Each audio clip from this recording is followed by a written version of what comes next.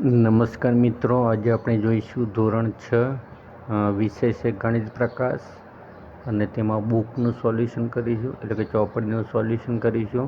પ્રકરણ 1 છે ગણિતમાં પેટર્ન, જેમાં પેજ નંબર 11 ઉપર આપેલું જે છે વિચારો અને શોધો. જે બે પ્રશ્નો આપેલા છે, બે પ્રશ્નોનું સોલ્યુશન કરીશું. તો ચાલો જોઈએ વિચારો અને શોધો. જો તમને વિડીયો ગમે તો લાઈક, કોમેન્ટ અને શેર કરજો, તેમજ ચેનલને સબસ્ક્રાઈબ કરજો. Thank you so much. તો મિત્રો, અહીંયા વિચારો અને શોધોમાં પહેલો પ્રશ્ન છે કે શું તમે કોષ્ટક 3ની દરેક શ્રેણીમાં પેટર્ન ઓળખી શકો છો? તો ચાલો મિત્રો, આપણે કોષ્ટક 3ની દરેક પેટર્નને ઓળખવા માટે પ્રયત્ન કરીએ અને તેમાં શું નિયમ છે તે પણ જોઈએ. તો મિત્રો, અહીંયા જે કોષ્ટક 3 આપેલું છે તેમાં આકાર શ્રેણીઓના ઉદાહરણો છે. પહેલું છે ત્રિકોણ, એટલે કે 3 બાજુઓ છે, 3 ખૂણા. ચતુષ્કોણ એટલે કે 4 બાજુઓ અને 4 ખૂણા. પંચકોણ એટલે કે 5 બાજુઓ અને 5 ખૂણા, 1, 2, 3, 4 અને 5. ષષ્ઠકોણમાં 6 બાજુઓ છે અને 6 ખૂણા પણ છે. એવી રીતે સપ્તકોણ, અષ્ટકોણ, નવકોણ અને 10 કોણ આપેલો છે. તો એ શ્રેણીની શરૂઆત કેવી રીતે થાય છે? તો 3થી શરૂઆત થાય છે, પછી 3માં એક ઉમેરી જવાથી આ શ્રેણી બને છે.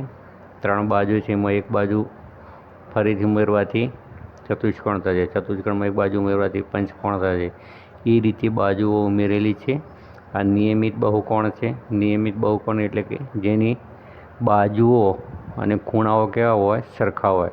એટલે કે 3 બાજુઓ હોય તો 3 ખૂણા હોય, 4 બાજુ હોય તો તેના 4 ખૂણા હોય. તો દરેક બાજુ સરખી હશે અને દરેક ખૂણા પણ કેવા હશે? સરખા હશે. એટલે તેને નિયમિત બહુકોણ કહે છે. હવે મિત્રો, જે બીજા નંબરની જે આકૃતિ આપેલી છે એ સંપૂર્ણ આલેખની આપેલી છે. એમાં K2, K3, K4, K5, K6 આ શિરોબિંદુ. અહીંયા 2 છે એટલે 2 છે, 3 તો K3. અહીંયા 4 શિરોબિંદુઓ છે તો K4. અહીંયા 5 શિરોબિંદુઓ છે તો K5. અહીંયા 6 શિરોબિંદુઓ છે એટલે K6 લખેલું છે. હવે મિત્રો, આ પેટર્નને આપણે આગળ મેળવવા માટે અહીંયા સૂત્ર આપેલું છે n(n-1/2). તો એ n શિરોબિંદુઓ છે, તો રેખાઓની સંખ્યા મેળવી શકાય છે. તો આ જે સૂત્ર આપ્યું છે એની મદદથી રેખાઓની સંખ્યા મેળવી શકાય છે. દાખલા તરીકે આપણે K3 છે તો અહીંયા એની જગ્યાએ 3 લખશો તમે એટલે રેખાઓની સંખ્યા મળી શકે છે. તો આ જે પેટર્ન છે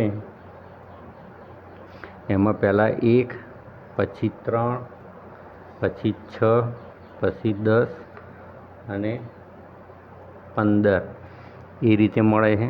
આપણે એક દાખલો ગણી અને ચેક કરીએ. K6માં 15 મળે છે કે નહીં મળતા આપણે ચેક કરીએ. તો 15 રેખાઓ છે કે નહીં, કેવી રીતે મેળવવી? તો સંપૂર્ણ આલેખની અંદર આપણે સૂત્રનો ઉપયોગ કરી અને વધુ સમજીએ. તો મિત્રો, આપણે અહીંયા સંપૂર્ણ આલેખમાં K6ના આપણે રેખાઓની સંખ્યા શોધવાની છે. તો અહીંયા સૂત્ર છે n(n-1/2).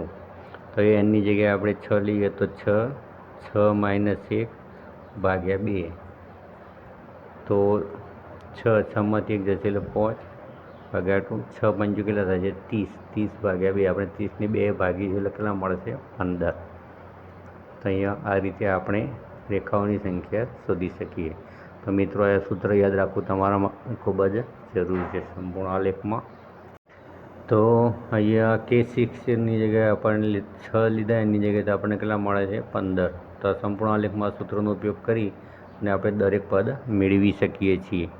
હવે પછીની જે શ્રેણી છે બોક્સવાળી છે, તો એક ચોરસ, તો 1 × 1, 2 × 2 એટલે 2 દુ 4 ચોરસ, 3 × 3, 3 તરી 9 એટલે 3 દુ 6, 3 તરી 9. એવી રીતે 4 × 4, 5 × 5. હવે પછીની સંખ્યા લેવાથી આગળની આકૃતિ મેળવી શકાય છે શ્રેણી.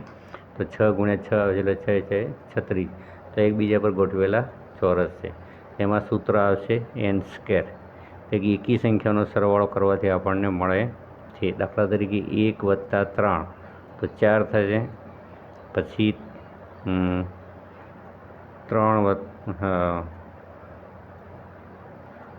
1 + 3, પછી 1 + 3 + 5, પછી 6, 7, 8 અને 9 મળે છે.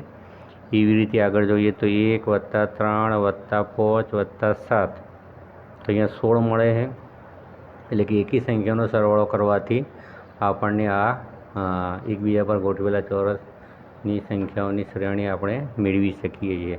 તો અહીંયા મિત્રો સૂત્રનો ઉપયોગ થાય છે એન સ્ક્વેર. એન સ્ક્વેર એટલે એન બરાબર આપણે 2 લઈએ તો 2 દુ કેટલા મળશે 4. તે રીતે આપણે મેળવી શકીએ છીએ. તો અહીંયા એ જે ત્રિકોણ છે એકબીજા પર ગોઠવેલા ત્રિકોણો, તો અહીંયા 1 × 1 2 × 2 એટલે કે 2 દુ 4. તો પહેલી લાઈનમાં 1, પછી 3, પછી 3 × 3 છે એટલે કે 9 થશે. તો 1 2 અને 1 પછી 3 અને પછી 5 એ રીતે એકી સંખ્યામાં ગોઠવેલા છે. અહીંયા 1 3 5 અને 7, 1 2 3 4 5 6 અને 7. એટલે મિત્રો અહીંયા 1 હશે, પછી 3, પછી 5 અને પછી 7. એવી રીતે અહીંયા 1 3 5 7 અને 9, 1 2 3 4 5 6 7 8 અને 9. એટલે કે એકી સંખ્યાના ક્રમમાં અહીંયા ત્રિકોણ ગોઠવેલા છે. અહીંયા એકી સંખ્યાનો સરવાળો કરવાથી આપણને આ જે એકબીજા પર ગોઠવેલા જે ત્રિકોણ છે એની શ્રેણી મેળવી શકીએ છીએ. તો અહીંયા પણ ચોરસ સંખ્યાઓની જેમ આપણે સમજી શકીએ. અને છેલ્લે જે છે આખો જ હિમકણ, તો એમાં મિત્રો જે સૂત્ર આપેલું છે 3 × 4 ની n-1 તેમાં n બરાબર આકારનો ક્રમ છે. પહેલો ક્રમ, બીજો ક્રમ, ત્રીજો ક્રમ, ચોથો ક્રમ અને પાંચમો ક્રમ. દાખલા તરીકે આપણે ચોથા ક્રમ અહીંયા પહેલો, બીજો અને ત્રીજા ક્રમનું આપણે શોધવું છે તો આ સૂત્રનો ઉપયોગ કરીને શોધી શકીએ છીએ. તો ચાલો આપણે જોઈએ કેવી રીતે મેળવ્યું છે. તો અહીંયા કોઈ હિમકણમાં સૂત્ર છે 3 × 4 ની n-1. આપણે ત્રીજા ક્રમનું શોધવું છે તો 3 × 4 એનની જગ્યાએ આપણે 3 લખીશું. 3 - 1 બરાબર 3 × 4. 3માંથી 1 નીકળી જશે એટલે 2 વધશે. 3 × 4 ની 2 ઘાત એટલે 4 × 4. હવે ચોખ્ખું 16 થશે 48. એટલે ત્રીજા ક્રમમાં એ આપણે બુકમાં જોઈએ તો બુકમાં અહીંયા પહેલો, બીજો અને ત્રીજા ક્રમમાં 48 છે. તો આ રીતે આપણે શ્રેણી મેળવી શકીએ. તો એના માટેનું સૂત્ર તમારે યાદ કરી દેવાનું 3 × 4 ની n-1. તો એની મદદથી કોઈ હિમકણ આપણે મેળવી શકીએ છીએ. તો એ પહેલા નંબરના પ્રશ્નનું સોલ્યુશન પૂરું થાય છે. હવે આપણે બીજો પ્રશ્ન જોઈશું. તો બીજો પ્રશ્ન છે કે તમારી નોટબુકમાં કોષ્ટક 3ની દરેક શ્રેણીને ફરીથી દોરવાનો પ્રયાસ કરો. અથવા આપણે દોરી શકીએ. શું તમે દરેક શ્રેણીમાં પછીનો આકાર દોરી શકો છો? તો હા. શા માટે અથવા શા માટે નહીં? તો આપણે દોરી શકીએ છીએ.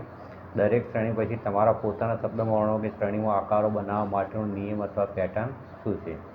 એ પણ સમજી ગયો. આમાં નિયમ સમજવાનો છે. અને હવે પછીની જે શ્રેણી છે, હવે પછીનું જે પદ આવશે શ્રેણીમાં તેનો દોરવાનો પ્રયત્ન કરવાનો છે અને તેનો નિયમ પણ બનાવવાનો છે. તો ચાલો જોઈએ પ્રશ્ન નંબર 2. તો મિત્રો અહીંયા નિયમિત બહુકોણ છે. આપણે એના પછીનો આકાર મેળવતો અહીંયા આ રીતે ભાગ પાડી અને અહીં અમે 12 ભાગ પડે છે.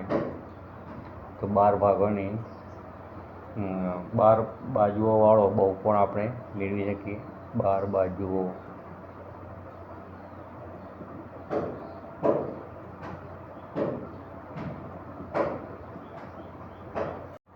તો એમાં 12 બાજુવાળો બહુકોણ છે n+1 બરાબર. હવે પછીના આકારમાં બાજુઓની સંખ્યા આપણે મેળવી શકીએ. તો અહીંયા નિયમ છે n+1નો. અહીંયા આ એક બાજુ આ રીતે 2 3 4 5 6 7 8 9 10 11 અને 12 એ રીતે તમે દર્શાવી શકો છો. તો બીજા નંબરમાં મિત્રો જે સંપૂર્ણ આલેખ K7 એટલે કે n-1/2. n બરાબર શિરોબિંદુઓની સંખ્યા આપણે લઈ શકીએ. જેમાં એની જગ્યાએ આપણે 7 લઈએ તો 7 કૌંસમાં થશે 7 - 1/2.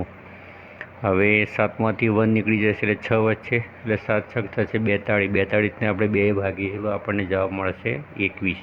તો એના પછીનું આપણે K7નું આ રીતે મેળવી શકીએ. હવે તમે આકૃતિ દોરી શકો છો 7 શિરોબિંદુઓવાળી. ત્રીજા નંબરે જોઈએ તો એકબીજા પર ગોઠવેલા ચોરસ. તો n બરાબર 6 લઈએ તો n² તો 6² બરાબર 6 × 6 બરાબર થશે 36. એવી રીતે એકબીજા પર ગોઠવેલા ત્રિકોણમાં આગળની શ્રેણી મેળવવી હોય તો 1 + 3 + 5 + 7 + 9 + 11 એટલે કે એકી સંખ્યાઓનો સરવાળો કરવામાં આવે અહીંયા મળે છે 36. અહીંયા નિયમ માટે સૂત્ર છે n² એટલે કે 6² બરાબર 6 × 6 બરાબર 36. હવે કોચિંગ ગણ છે મિત્રો, એમાં આકૃતિ દોરવી થોડી મુશ્કેલ છે. એમાં બાજુની સંખ્યા, કેમ કે બાજુની સંખ્યા 4 ગણી વધે છે. એમાં નિયમ છે 3 × 4n - 1. તો આ કોચિંગ ગણમાં જે નિયમ છે એ તમારે યાદ રાખવો જરૂરી છે. એકબીજા પર ગોઠવેલા ત્રિકોણમાં n² આવે, એવી રીતે એકબીજા પર ગોઠવેલા ચોરસમાં પણ શું આવે છે? n². તો અહીંયા વિચારો અને શોધો જે પેજ નંબર 11 પરનું જે 2 પ્રશ્નો હતા એનું સોલ્યુશન અહીંયા પૂરું થાય છે. જો તમને વિડીયો ગમે તો લાઈક, કોમેન્ટ અને શેર કરજો, તેમજ ચેનલને સબસ્ક્રાઈબ કરજો. Thank you so much.